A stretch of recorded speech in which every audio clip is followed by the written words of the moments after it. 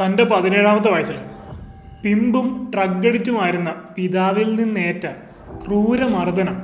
തൊട്ടടുത്ത ദിവസം അമ്മ ആ കുഞ്ഞിനെയും കൊണ്ട് നാട് വിടുന്നു. ആ കുഞ്ഞ് വളർന്നു വലുതാവും. തൻ്റെ പിതാവ് ആ കുഞ്ഞു മനസ്സിൽ കോരിയിട്ട തീക്കനൽ പിന്നീട് ഒരു വലിയ അഗ്നിയായി മാറുന്നു. അദ്ദേഹത്തെ ലോകം വിളിച്ച പേരാണ് the toughest man on planet earth, David Goggins.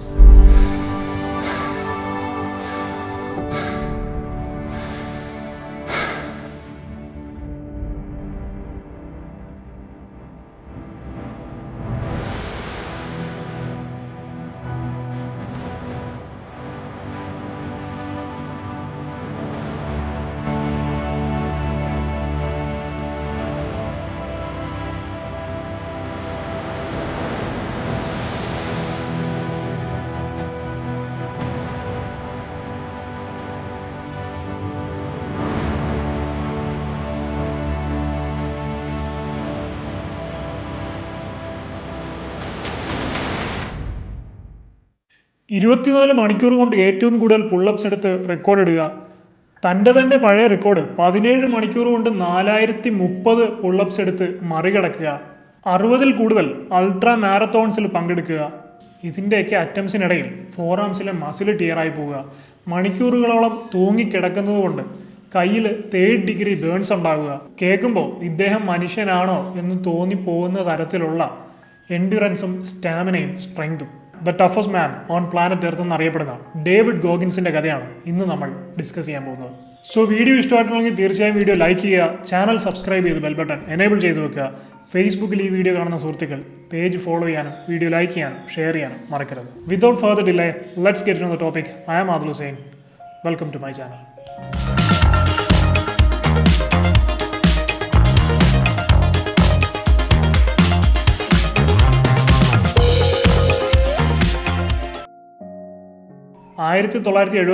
ഫെബ്രുവരി 17 ന്യൂയോർക്കിലെ ബഫലോ സിറ്റിയിൽ ഡേവിഡ് ഗോഗിൻസ് ജനിക്കുന്നത്. വളരെ മോശമായിട്ടുള്ളൊരു ഫാമിലി ബാക്ക്ഗ്രൗണ്ട് ആയിരുന്നു ഡേവിഡിന് ഉണ്ടായിരുന്നത്.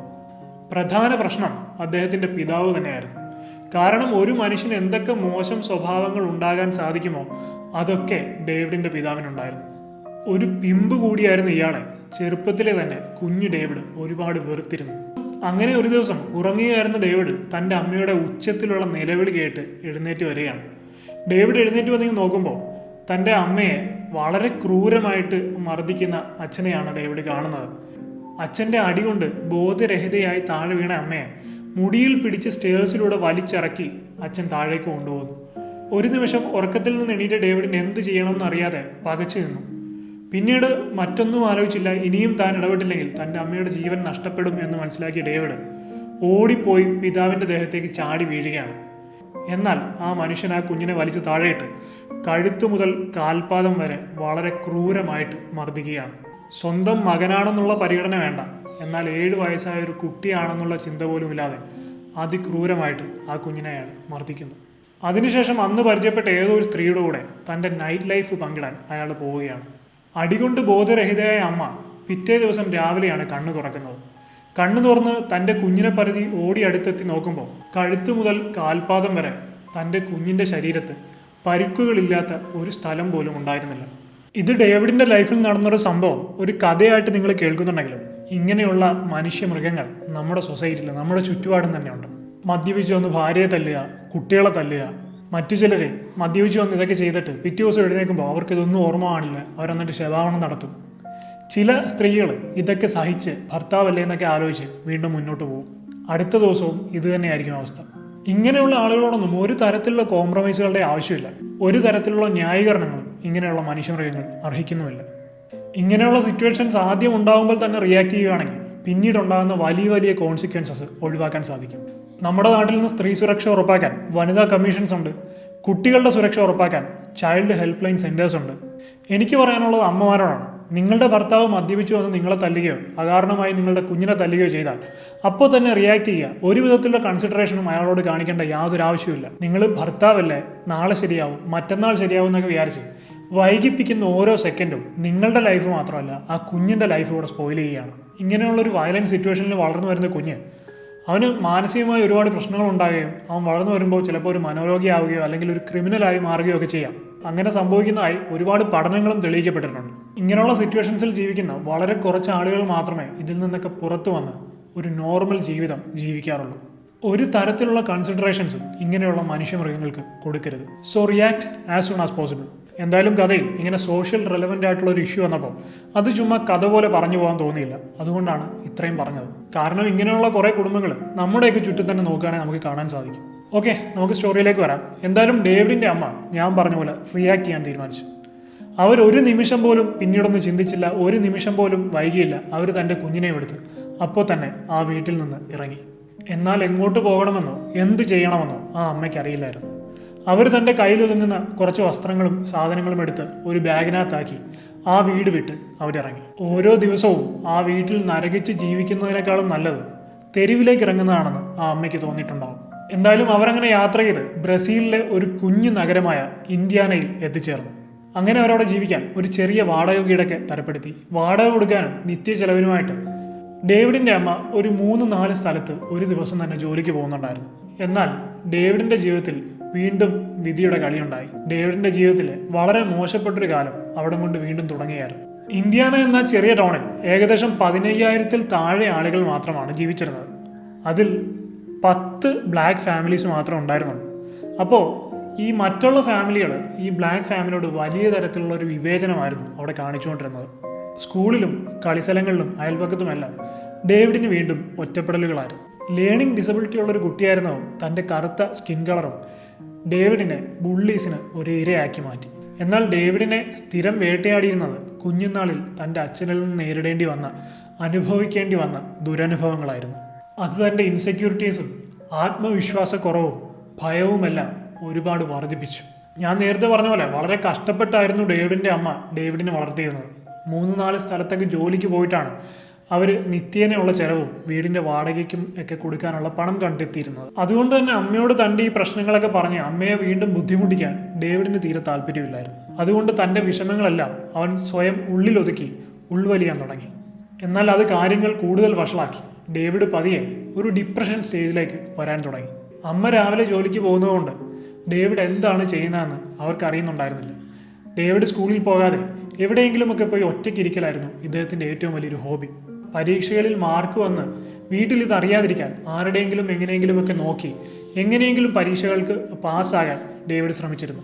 എന്നാൽ സ്കൂളിൽ നിന്ന് ഡേവിഡ് സ്കൂളിലേക്ക് വരാത്ത കാര്യം പറഞ്ഞ് സ്ഥിരമായി ഡേവിഡിൻ്റെ അമ്മയ്ക്ക് കത്തുകൾ വരികയും ഡേവിഡിൻ്റെ അമ്മ വീട്ടിലില്ലാത്ത സമയം നോക്കി ഈ കത്തുകൾ ഡേവിഡ് തന്നെ എടുത്ത് മാറ്റുകയും ചെയ്യുമായിരുന്നു. അങ്ങനെ ഡേവിഡ് ഹൈസ്കൂളെത്തി. ഒരു ദിവസം ഡേവിഡ് തൻ്റെ റൂമിൽ കട്ടിലിരിക്കുകയായിരുന്നു. അങ്ങനെ അമ്മ കയറി വന്നിട്ട് കയ്യിലൊരു ലെറ്റർ പിടിച്ചിട്ട് ഈ ലെറ്റർ വായിക്കുകയാണ്.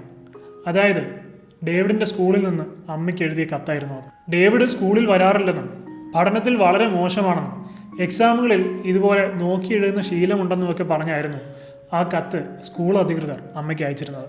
ഇത്രയും വായിച്ചിട്ട് അമ്മ ആ ലെറ്റർ ഡേവിഡിൻ്റെ കട്ടിലിൻ്റെ പുറത്ത് വെച്ചിട്ട് പോയി.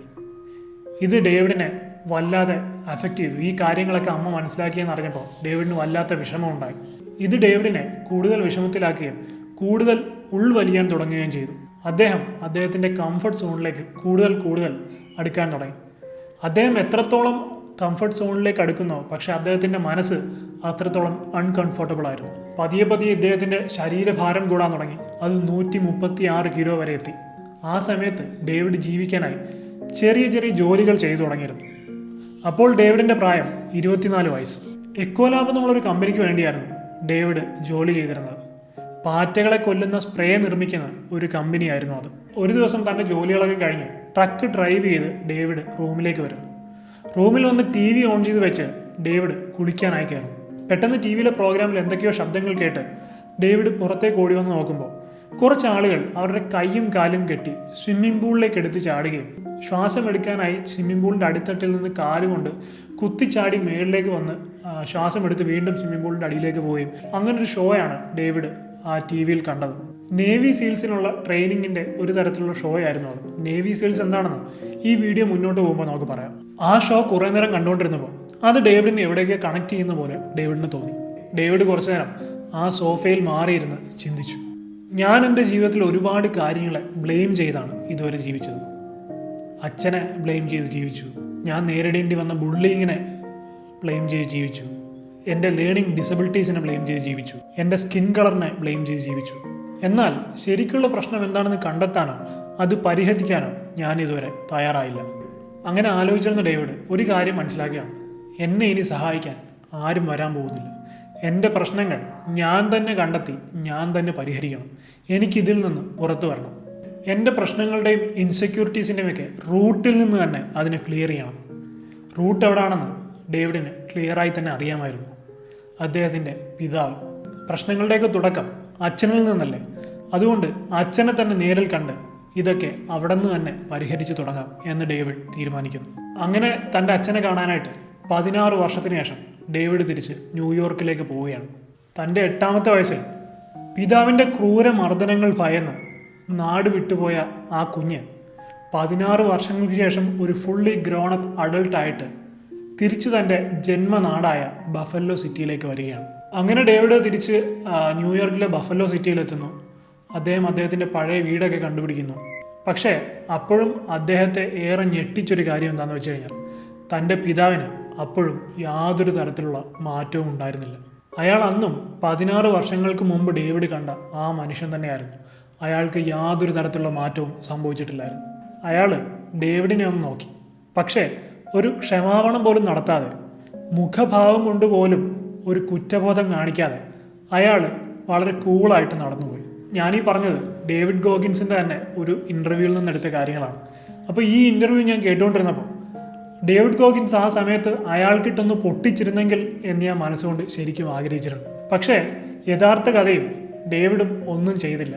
പക്ഷെ ഡേവിഡിന് അവിടെ നിന്ന് വലിയൊരു ധൈര്യം ഉണ്ടായി തുടങ്ങുകയാണ്. തൻ്റെ ജീവിതത്തിൽ ഏറ്റവും വലിയ പേടിയെ, തൻ്റെ ജീവിതത്തിൽ ഏറ്റവും വലിയ ദുസ്വപ്നത്തെ വളരെ ധൈര്യപൂർവ്വം നേർക്ക് നേർ നിന്ന് ഡേവിഡ് നേരിട്ടു. അത് വലിയൊരു കോൺഫിഡൻസും ഒരു ധൈര്യമൊക്കെ ഡേവിഡിന് കൊടുക്കുന്നു. Because he face the demon of his nightmares. അങ്ങനെ അത് കഴിഞ്ഞ് ഡേവിഡ് തിരിച്ച് നാട്ടിലേക്ക് വരുന്നു. അപ്പോഴാണ് ഡേവിഡിന് റോക്കി ബൽബോയോട് വലിയൊരു ഒബ്സഷൻ ഉണ്ടായി തുടങ്ങുന്നത്. മിക്ക ദിവസങ്ങളിലും ഡേവിഡ് ഈ റോക്കി മൂവി അതിൻ്റെ വീഡിയോ ടേപ്പ് കാസറ്റ് തൻ്റെ വീഡിയോ കാസറ്റ് പ്ലെയറിലിട്ട് കാണുമായിരുന്നു. എന്നിട്ട് റൗണ്ട് 14 ഇത് ഫാസ്റ്റ് ഫോർവേഡ് ചെയ്യും. റൗണ്ട് 14 ഈ റോക്കി ബൽബോവ വലിയ തന്നെക്കാളും ഒരുപാട് ശക്തനായ ഒരു എതിരാളിയെ നേരിടുന്നുണ്ട്. അയാളുടെ അത്ര വലിയൊരു ആരോഗ്യമുള്ള അല്ല അത്രയും ഒരു കഴിവുള്ള മനുഷ്യനല്ലെങ്കിലും വളരെ ധീരതയോടെയാണ് അയാളെ നേരിടുന്നത്. കൊല്ലാം, പക്ഷേ തോൽപ്പിക്കാനാവില്ല എന്നുള്ളൊരു മൈൻഡ് സെറ്റാണ് റോക്കി ബൽബോയുടേത്. ഡേവിഡിന് പതിയെ ഇത് കണ്ടൊരു എമ്പതി ജനറേറ്റ് ആവുകയും പിന്നീട് ഡേവിഡ് ആ ക്യാരക്ടറും താനുമായി ഒരുപാട് സാദൃശ്യങ്ങൾ കണ്ടെത്തുകയും ചെയ്യാൻ തുടങ്ങി. അപ്പോൾ ഡേവിഡ് തീരുമാനിക്കുകയാണ്, എൻ്റെ ലൈഫിൽ ഞാനിനി ഇങ്ങനെ ഈ ഒരു ട്രക്ക് ഓടിച്ചു നടന്നാൽ ശരിയായില്ല. I am not mean for this. ഞാൻ എൻ്റെ ജീവിതത്തിൽ ഇനിയും ഒരുപാട് വലിയ കാര്യങ്ങൾ ചെയ്യാനുണ്ട്. അങ്ങനെ ഡേവിഡ്, ഞാൻ നേരത്തെ പറഞ്ഞ ഒരു ഷോയുടെ കാര്യം, അങ്ങനെ ഡേവിഡ് ഒരു നേവിയിൽ ചേർന്നിട്ട് നേവി സീലാകാൻ തീരുമാനിക്കുകയാണ്. നേവി സീൽ എന്ന് പറഞ്ഞാൽ United States navy sea air and land teams എന്നാണ്. ഇവരെ കോമൺ ആയിട്ട് വിളിക്കുന്നതാണ് നേവി സീൽസ് എന്ന്. ഇവിടെ നിന്നാണ് തൻ്റെ ഭയവും ഇൻസെക്യൂരിറ്റീസും എല്ലാം ഉള്ളിലൊതുക്കി ഉൾവലിഞ്ഞ് ജീവിച്ചിരുന്ന 136 കിലോ ഉണ്ടായിരുന്ന, ഏകദേശം 2 മൈൽ ഓടാൻ പോയപ്പോൾ പോലും അതിൽ പകുതി കംപ്ലീറ്റ് ചെയ്ത് ബാക്കി തിരിച്ച് നടന്ന് വീട്ടിൽ വന്ന് വളരെയധികം വിഷമിച്ച് കരഞ്ഞുകൊണ്ടിരുന്ന ഡേവിഡ് ഗോഗിൻസ് എന്ന ആ ഒരു ഭീരു ഇന്ന് നമ്മൾ കാണുന്ന the toughest man on planet എർത്തായി മാറുന്നതിൻ്റെ തുടക്കം. ഇവിടെ നിന്നാണ് ഡേവിഡ് ഗോഗിൻസ് തൻ്റെ ശരീരഭാരമെല്ലാം വെട്ടിക്കുറച്ച് 17 മണിക്കൂർ കൊണ്ട് 4030 പുള്ളപ്സ് കംപ്ലീറ്റ് ചെയ്യുന്ന ആ ഒരു സൂപ്പർമാനായി മാറുന്നത്. ആ ഒരു ലെജൻഡറി ട്രാൻസ്ഫോർമേഷൻ മറ്റൊരു വീഡിയോ ചെയ്യാനുള്ളതുണ്ട്. അതുകൊണ്ട് തന്നെ ആ ഒരു ട്രാൻസ്ഫോർമേഷനും ഡേവിഡ് ഗോഗിൻസ് എങ്ങനെ ഈ ഒരു അവസ്ഥയിൽ നിന്ന് നമ്മൾ ഇപ്പോൾ കാണുന്ന ഡേവിഡ് ഗോഗിൻസായി മാറി എന്നുള്ളത് ഇതിൻ്റെ സെക്കൻഡ് പാർട്ടിലാണ് നമ്മൾ വളരെ ഡീറ്റെയിൽ ആയി വിശദമായിട്ട് ഡിസ്കസ് ചെയ്യാൻ പോകുന്നത്. നേവിയിൽ ചേരാനായിട്ട് ഡേവിഡ് ഗോഗിൻസ് ആദ്യമായി ചെയ്തത് ശരീരഭാരം കുറയ്ക്കുകയായിരുന്നു. 136 കിലോയിൽ നിന്ന് ഏകദേശം 75 കിലോയിലേക്ക് അദ്ദേഹം തൻ്റെ ശരീരഭാരത്തെ കുറച്ചു കൊണ്ടുവന്നു.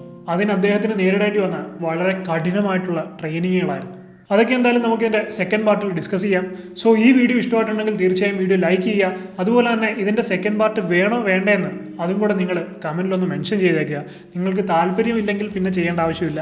അതുകൊണ്ടാണ് നിങ്ങൾക്ക് ഇൻട്രസ്റ്റ് ഉണ്ടെങ്കിൽ തീർച്ചയായും അതും കൂടെ കമൻറ്റ് ചെയ്യുക. എൻ്റെ ചാനൽ സബ്സ്ക്രൈബ് ചെയ്തിട്ടില്ലെങ്കിൽ ചാനൽ സബ്സ്ക്രൈബ് ചെയ്ത് ബെൽ ബട്ടൺ എനേബിൾ ചെയ്ത് വെക്കുക. ഫേസ്ബുക്കിൽ ഈ വീഡിയോ കാണുന്ന സുഹൃത്തുക്കൾ എൻ്റെ പേജ് ഫോളോ ചെയ്യാനും വീഡിയോ ലൈക്ക് ചെയ്യാനും ഷെയർ ചെയ്യാനും മറക്കരുത്. അടുത്ത വീഡിയോയിൽ കാണുന്നവരെ I am Adil Hussain, signing of.